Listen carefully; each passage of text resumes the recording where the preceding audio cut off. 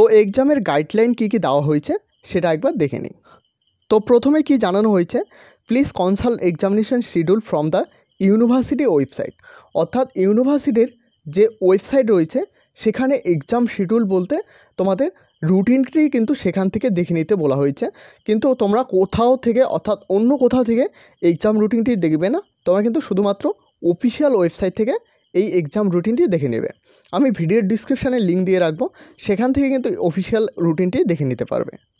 এরপর 2 নম্বর পয়েন্টে কী বলা হয়েছে, no examinees will be allow to entry into the examination centre without valid admit card and original enrolment certificate cum identity card.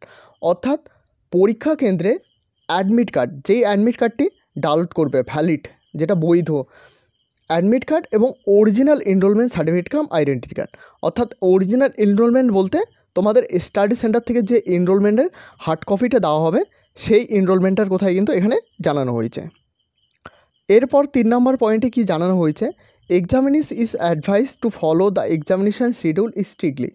অর্থাৎ তোমাদের যে এক্সামিনেশন শিডিউল অর্থাৎ পরীক্ষার রুটিনটি সেটা কিন্তু স্ট্রিক্টলি তোমাদের ফলো করতে জানানো হয়েছে। অর্থাৎ এক্সাম ডেট, সময় সমস্ত কিছু কিন্তু স্ট্রিক্টলি ফলো করতে বলা হয়েছে। এরপর 4 নম্বর পয়েন্টে কি বলা হয়েছে, the door of examination centre will be open half an hour before the time specified for the commencement of examination। অর্থাৎ এখানে জানানো হয়েছে পরীক্ষা শুরুর আধা ঘন্টা আগে পরীক্ষা কেন্দ্রের দরজা কিন্তু খুলে দেওয়া হবে। অর্থাৎ আধা ঘন্টা আগে কিন্তু তোমাদের সেন্টারে ঢুকতে পারবে।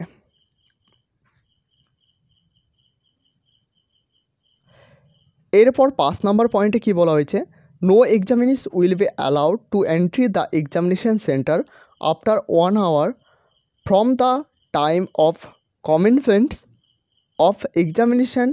If examinee went to leave the examination hall, she may leave after 1 hour of the commencement of examination, submitting the question paper along with the answer script। অর্থাৎ এখানে জানানো হয়েছে পরীক্ষা শুরু হওয়ার 1 ঘন্টা পর কিন্তু কোনো পরীক্ষার্থীকে পরীক্ষা কেন্দ্রে প্রবেশ করতে দেওয়া হবে না। অর্থাৎ 1 ঘন্টা লেটে গেলে কিন্তু তোমরা এক্সাম দিতে পারবে না। পরীক্ষা যদি খাতা জমা দিতে কেউ চায় তাহলে কিন্তু পরীক্ষা শুরুর 1 ঘন্টা পরে খাতা জমা দিতে পারবে, তার আগে কিন্তু খাতা জমা দিতে চাইলেও কিন্তু পারবে না। এরপর 6 নম্বর point, examinees are warned that the any attempt of unfair means during the examination will render them liable to disciplinary action regarding to the university rules। অর্থাৎ এখানে বলা হয়েছে পরীক্ষার সময় অর্থাৎ পরীক্ষা চলাকালীন তোমরা যারা অসৎ উপায় অবলম্বন করবে তোমাদের কিন্তু ইউনিভার্সিটির রুল অনুসারে শাস্তিমূলক ব্যবস্থা নেওয়া হবে, এটা কিন্তু এখানে জানানো হয়েছে। এরপর 7 নম্বর point, mobile phone and any electric device on off এবং বন্ধ এবং চালু will be not allow inside the examination hall, otherwise it will be seize and render them liable to disciplinary action regarding to the university rule.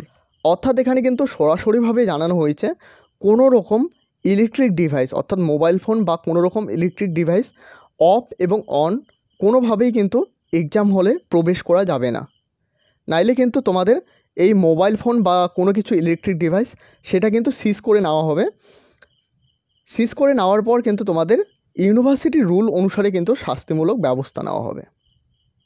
এরপর 8 নম্বর point, anything except pen, pencil, normal calculator if necessary, geometric item if necessary are strictly prohibitable to keep on the examination table. অর্থাৎ এখানে জানানো হয়েছে পরীক্ষার টেবিলে কলম, calculator, geometric অর্থাৎ জ্যামিতিক আইটেম বা জিনিসপত্র ছাড়া অন্য কিছু কিন্তু পরীক্ষার টেবিলে কিন্তু রাখতে পারবে না, অর্থাৎ যে বেঞ্চ থাকবে তার উপরে কিন্তু রাখতে পারবে না। এরপর 9 নম্বর পয়েন্টে একটি গুরুত্বপূর্ণ বিষয় জানানো হয়েছে, examiner should answer either in Bengali or in English mixing of language in a particular answer script. is not acceptable.